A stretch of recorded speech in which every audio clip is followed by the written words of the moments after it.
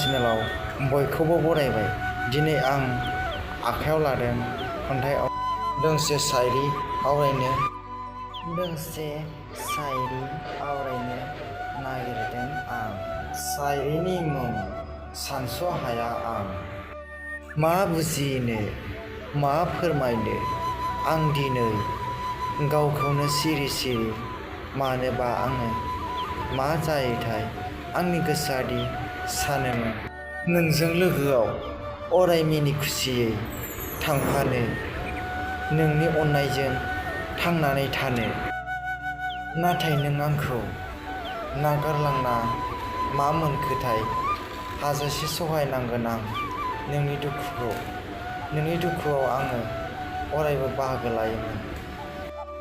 नों मिथिगौना अननाय होयोबासो अननायखौ मोनो। आं मिथियोना